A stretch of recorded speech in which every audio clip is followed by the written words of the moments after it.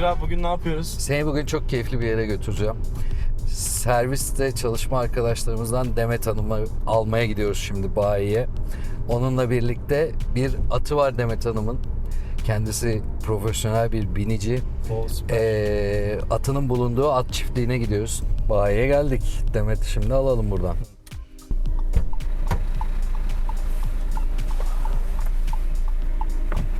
Yolculuğumuz başlasın. 44 dakikalık bir yolculuğumuz var gözüküyor.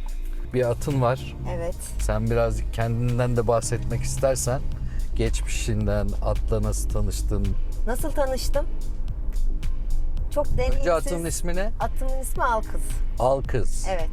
Çok güzel Tamam. bir kısrağım var. Süper. Kendisi 6 yaşında. Yarışlarda yarıştın mı hiç? Yarıştı, yarış atıydı. Daha sonra çıkardık. Oh, Şu an kendimiz. Kendim de ayrıyetten sporcuyum. süper. Lisans sporcuyum tabii sakatlanmadan önce. İnsanlara kesinlikle tavsiye ettiğim bir spor. Yani canlılarla uğraşılması gereken bir spor. Hı hı. Atla da tanışmam. Çok deneyimsizken bindim. Üstünden düştüm ve hırs ettim. Ben bunu öğreneceğim Niye dedim. bildin mesela? Öyle sen de bizim gibi merak ettin de öyle mi? Merak ettim hani uzaktan Biz böyle şu an güzel. düşmeyiz değil mi? Yok. Yani bu sporda özgüven var. Üstündeki binicinin altındaki canlıya hükmedişi var. Nasıl araba sürerken sürdüğümüzü Aynen öğreniyoruz. Güven Yani 4 geliyor. nala kaldırmak için ben burada gaza basıyorum.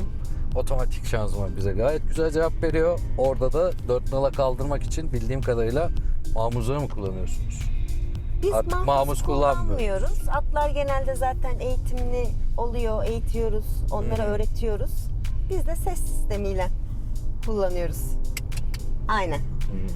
Güzel. Onlara alışıyorlar, ondan gidiyorlar. Oho ya da yaptığımız zaman da duruyorlar. Öyle mi? Süper. Bu arada sen Egea Sedan 1.6 dizel otomatiğe hiç binmiş miydin? Bilmedim. Şu an ilk defa biniyorum. İlk defa mı biniyorsun? Evet. Peki. Umarım sen de bizim bu Egea modelimizi beğenirsin. Keyifli bir araba. İşte zaten gördüğün üzere her şey artık çok elektronikleşti. Bu iyi mi kötü mü onu da bilmiyorum ama burada bir tablet ekranımız var. Tablet ekrandan her şeyi kontrol edebiliyorsun. Sadece dokunmayla değil, aynı zamanda burada sesli komutla da yapabiliyorsun bu işi. Bu yüzden tabii sürücünün bayağı bir hayatını kolaylaştırıyor. Şerit takip asistanı var. Onun dışında hız sabitleme var. Adaptif hız sabitleme var. Bu anlamda da çok da keyifli yolculuklar yapabiliyorsun. Aynı zamanda şanzımanı ve motor çok kuvvetli olduğu için hiçbir zaman hani öyle derler ya rampada gitmiyor vesaire falan filan. Öyle dertlerin de olmadan rahat rahat güvenli bir şekilde tabii ki trafik kurallarına her zaman uyuyoruz. Bunu uymanızı sağlayacak da bir levha tanıma sistemimiz var. Göğüs, iç dekoru falan çok Aynen güzel, öyle. değişik. Buralar yumuşak malzeme. Bu tabii Ekranı mesela çok büyük. Görüş olarak hani Aynen yolda öyle. giderken yeterince gayet net bir alan sağlamış. çok dokunmatiği de çok keyifli. Hani o anlamda da rahat edebiliyorsun. Bölünmüş ekranı kendin de ayarlayabiliyorsun.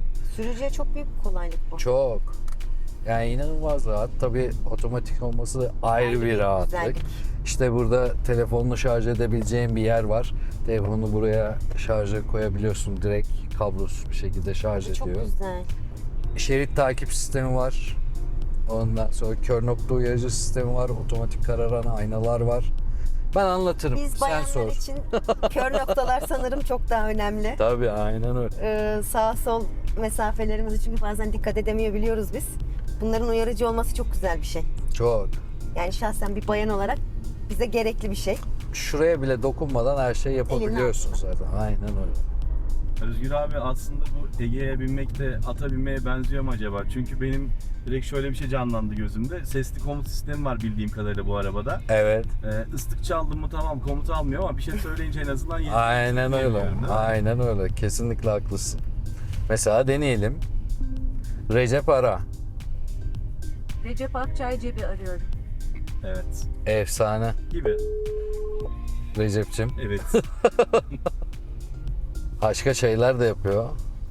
Müzik çal. Tarkan, en iyiler şimdi Spotify'da. Hadi bakalım. Vallahi çok iyi. Merhaba, Merhaba, hoş bulduk. Merhabalar Gülcan Hanım. Merhabalar Demet Hanım, hoş geldiniz. Hoş Merhaba bulduk. Özgür, ben Merhabalar nasılsınız? Özgür Bey. Merhabalar Recep. Merhabalar, hoş geldiniz. Buyurun. Oo, bize mükellef bir yer hazırlamışsınız. Evet. Hem de manej manzaralı. Evet. Değil mi? Aynen öyle.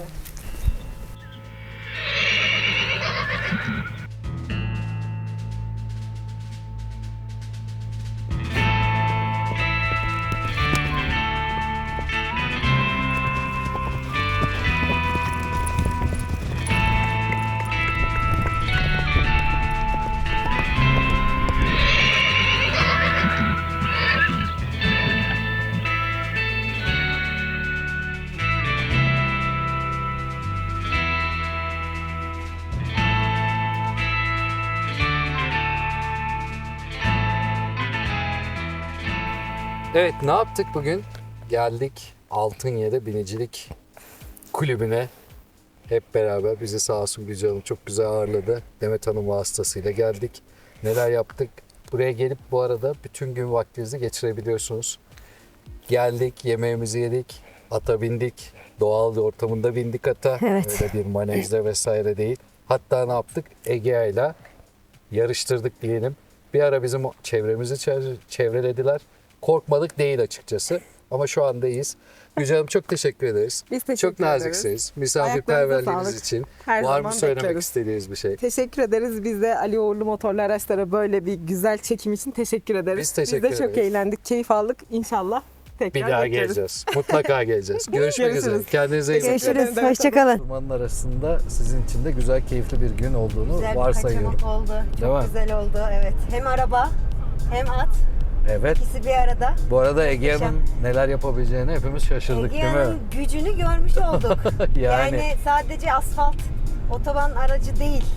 Yani arazide de test Aynen edilebilecek, öyle. giremeyeceği bir yer yok yani. Nasıl atı sürüyorsak araziye, Ege yanında Vallahi giremeyeceği bir yol yok. atların etrafı çevrelemesi de çok güzeldi. Biraz Bana bizi sürpriz oldu.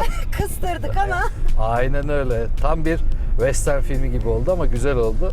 Her şey için teşekkür ederiz. ben teşekkür ederim. Değerli seyircilerimize de şunu söyleyelim. Bizi takip etmeyi unutmayın sosyal medya hesaplarında. Yine sormak istediğiniz, bize danışmak istediğiniz herhangi bir konu olursa 0312 562 0562 numaralı telefondan bize ulaşabilirsiniz. Hoşça kalın. Bir sonraki videoda görüşmek üzere.